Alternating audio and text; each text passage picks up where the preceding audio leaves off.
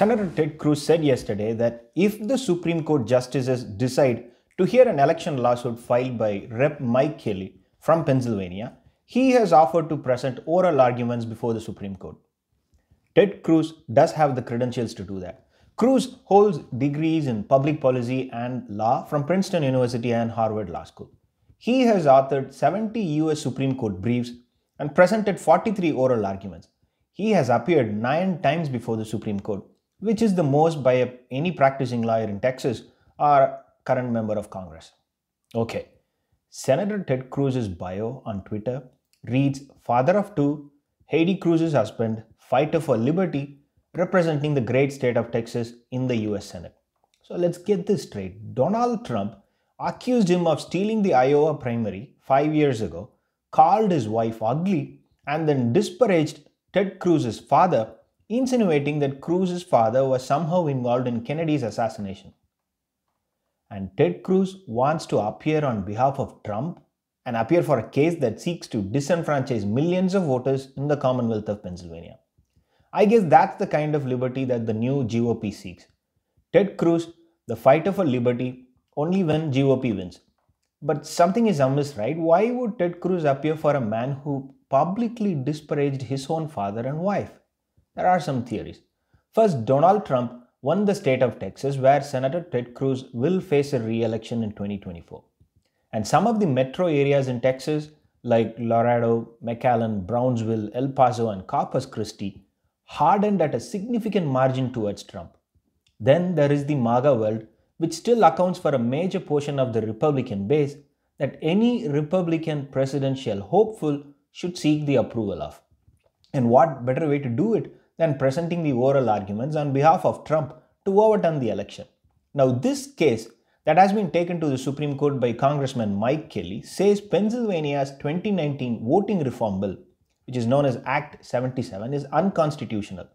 So this Act 77, allowed for no excuse mail-in voting in Pennsylvania.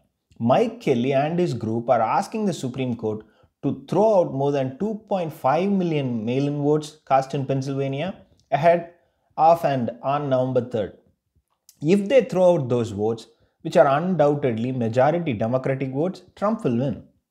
The Pennsylvania Supreme Court threw out Kelly's case last week. The US Supreme Court justices will have to hear and rule on this case before December 14th, when the Electoral College meeting will happen. You may have heard that December 8th is the safe harbor deadline, the date by which states must resolve their disputes, and that is today. But the safe harbor deadline is for state-level disputes and litigations. The Supreme Court still has time. They generally don't hear election cases, but they do under rare instances. The 2000 election dispute between Al Gore and George Bush, the verdict came out on December 12th. So yes, the Supreme Court can still hear this case and give a verdict. Now here is the best part about this whole made-for-TV back and forth that is going on in the Trump world. They filed 47 cases all over the country and won a single one. They never produced any evidence in the courtroom to prove their election fraud theory. Even the one win in the courtroom they had, that was not a fraud case. It was a case based on technical provisions that reduced the number of days voters were allowed to rectify their ballots, a process which is also known as curing.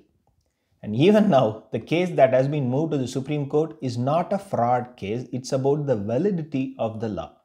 So where is the kraken, Sidney Powell? The odds of Supreme Court disenfranchising 2.5 million voters is next to nothing. Even if they were to do it, Biden has 306 electoral votes. Without Pennsylvania, he will have 286 electoral votes. So what is this case all about? Fundraising. Trump has already collected more than $200 million in the name of turning this election, and he is still raising money.